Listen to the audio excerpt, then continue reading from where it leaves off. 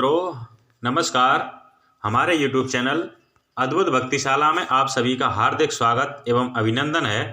तो मित्रों, हर रोज़ की तरह हम आज भी आपको एक बहुत ही रहस्यात्मक वीडियो लेकर आए हैं।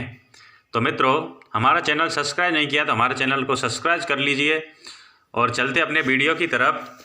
तो मित्रों, जब एक ब्राह्मण का पुत्र उसकी मृत्यु हो गई थी तो वे श्री राम के दरबार में लेकर उसको गए। तो मित्रों, जब श्री राम ने उनको देखा तो उस बच्चे को श्री राम ने जीवित कर दिया। तो मित्रों, चलते अपने वीडियो की तरफ और बताते हैं आपको कैसे उस बच्चे को श्री राम ने जीवित किया और उस ब्राह्मण ने श्री राम से क्या कहा। तो एक दिन श्री राम अपने दरबार में बैठे थे, तभी एक बूढ़ा ब्राह्मण अपने मरे हुए पुत्र का शव लेकर राजद्वार पर आ गया और हाँ पुत्र कहकर विलाप करते हुए कहने लगा कि मैंने पूर्व जन्म में ऐसा कौन सा पाप किया है जिससे मुझे अपनी आँखों से अपने इकलौते पुत्र की मृत्यु देखनी पड़ी। केवल 13 वर्ष 10 महीने और 20 दिन की आयु में ही तो मुझे छोड़कर मृत्यु लोक को चला गया। मैंने इस जन्म में कोई पाप या मिथ्या भाषण भी नहीं किया, फिर तेरी अकाल मृत्यु क्यों हुई? इस राज्य में ऐसी दुर्घटना पहले कभी नहीं हुई। निसंदेह है यह श्री राम के ही किसी दुष्कर्म का फल है। उसके राज्य में ऐसी दुर्घटना घटी है। यदि श्री राम ने तुझे जीवित नहीं किया तो हम स्त्री पुरुष यहीं राजद्वार पर भूखे प्यासे रहकर अपने प्राण त्याग देंगे। श्री राम जी, फिर तुम्हें इस ब्रह्म हत्या का पाप लेकर सुखी रहना।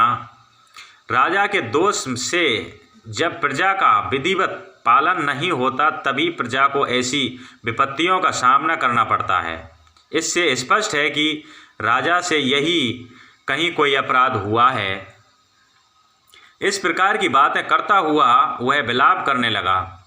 जब श्री रामचंद्र जी इस विषय पर मनन कर रहे थे तभी वशिष्ठ जी 8 ऋषियों मुनियों के साथ दरबार में पधारे।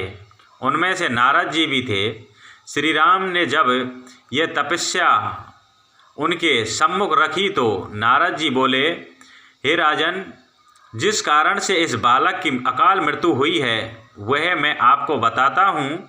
सतयुग में केवल ब्राह्मण ही तपस्या किया करते थे। फिर त्रेता युग में आरंभ में ही क्षत्रियों को भी तपस्या करने का अधिकार मिल गया। अन्य वर्णों का तपस्या में रत होना अधर्म था। हे राजन, निश्चय है कि आपके राज्य में कोई शूद्र वर्ण का मनुष्य तपस्या कर रहा है, उसी से इस बालक की मृत्यु हुई है। इसलिए आप खोज कराइए कि आपके राज्य में कोई व्यक्ति कर्तव्यों की सीमा का उल्लंघन तो नहीं कर रहा है। इस बीच ब्राह्मण के इस बालक को सुरक्षित रखने की व्यवस्था कराइए।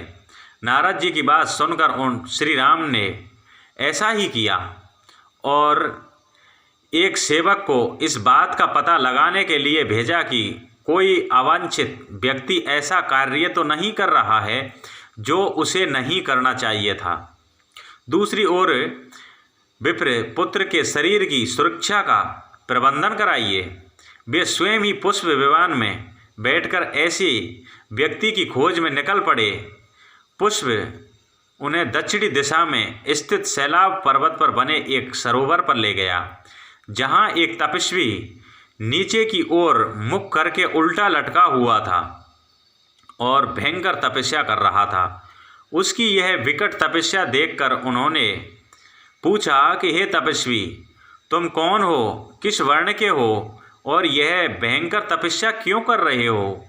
यह सुनकर वह तपस्वी बोले, महात्मजन, मैं शूद्र योनि से उत्पन्न हूँ और सरसीर स्वर्ग जाने के लिए यह अग्र तपस्या कर रहा हूँ। मेरा नाम शंबुक है। शंबुक की बात सुनकर रामचंद्र जी ने म्यान से तलवार निकालकर उसका सर काट डाला। जब इंद्र की आदि देवताओं ने वहां आकर उनकी प्रशंसा की तो श्री राम बोले, यदि आप मेरे कार्य को उचित समझते हो तो उस ब्राह्मण के मृतक पुत्र को जीवित कर दीजिए। श्री राम के अनुरोध को स्वीकार कर इंद्र ने विप्र के पुत्र को तत्काल जीवित कर दिया। तो मित्रों, इस प्रकार से शूद्र जाति को तपस्या करने का अधिकार नहीं था, लेकिन उस शूद्र जाति ने तपस्या करने का अपराध किया और उस अपराध को उन्होंने मृत्यु के रूप में बदल गया। तो मित्रों, यही हमारा वीडियो समाप्त होता है। कल आपको फिर न्यू वीडियो के साथ में फिर उपस्थित होंगे। तब तक के लिए जय हिंद, जय भारत।